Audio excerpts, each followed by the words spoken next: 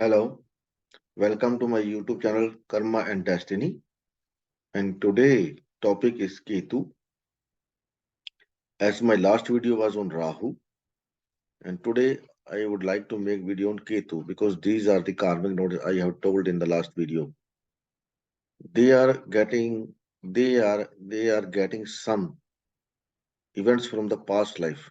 Whatever they give us in this life is always related to the past life because these are the karmic nodes. These are the shadow planets who bring us in this life so that we have to balance our good or bad karma in this life. We have to pay for the bad karmas and we have to get for the good karmas. Both planets, Rahu and Ketu, if they give you bad results, on the other hand, they will give you some good results in some point of view, in some field of the area, some part of the area of your life. They will give you good result also. And today's video is also going to be a good video, good part or good role, you can say, done by Ketu in your life. As we know in the astrology, 6, 8, and 12 houses, 6, 8, and 12 signs are considered as a bad sign or a bad house. They are not always bad. If they are bad, they also have some kind of good conditions, opportunities over there, good results over there in 6, 8, 12, right? So, Ketu is a planet which has much part of the your life in his mind or in his soul. Ketu is known as soul. Ketu is the nakshatra of Ketu always is the first nakshatra of the zodiac when we see the Kalpurish Kundli. So in the past life where you have did good deeds and this is the life, in this life you will get the good deeds or good results done by you in the past life. So how to check this? You have to see wherever Ketu is placed, see the eighth house from it. It will always give you some kind of good result over there, some kind of good results. There are so many significations in a single house. Now you have to see the sign over there. The sign also have significations. Then you have to see the planets over there. The planets also have significations. If you want to understand this video, you have to know the significations of all the houses, signs, and planets. Then you can understand it in a better way, right? So if I said Ketu in the first house, what it indicates, it eighth from it is the eighth house. Then eighth house related to your in-laws, eighth house related to insurance money, unearned money, your inheritance, right? There are many more. It's a family of your grandmother, maternal grandmother. So in any of these signification, now you have to see the signs of a sign over there. Which sign placed in the eighth house?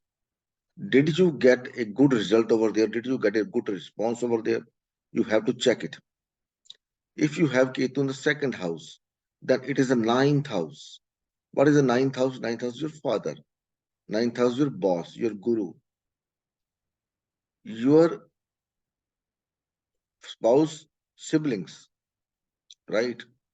The rituals, religious tendencies. Look in which area you are getting response from any of this person. If Ketu is in third house, then it is the 10th house. 10th house is your all type of karma which you perform in your life. All kind of karma. It's not only the profession, but it is the house of karma. What is karma? Karma means whatever you do. You eat food, you like to sleep, you are driving a car, you are walking somewhere, you are talking to someone, you are eating food, right? Whatever you do in your daily life, also seen by 10th house.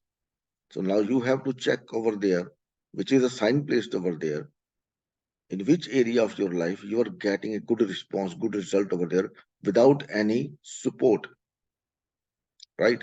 Nobody want appreciation from you. They would like to help you over there.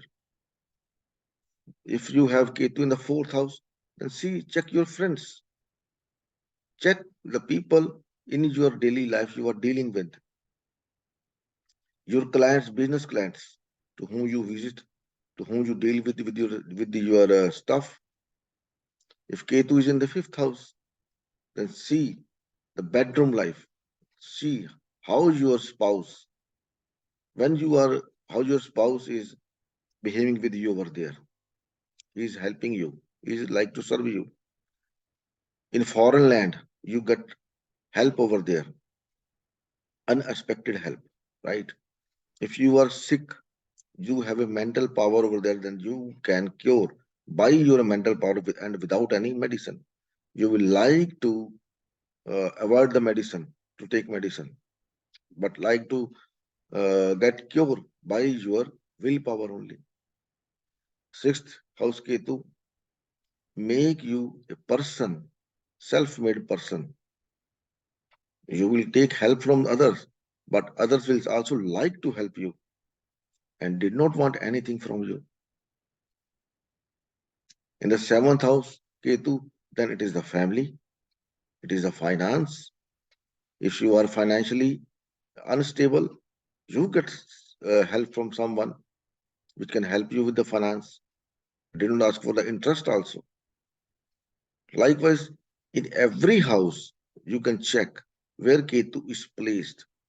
Eighth house from it, are you getting a very good result over there in any kind of significations? If you are getting this, it means this is the result of your good deeds done by you in the past life.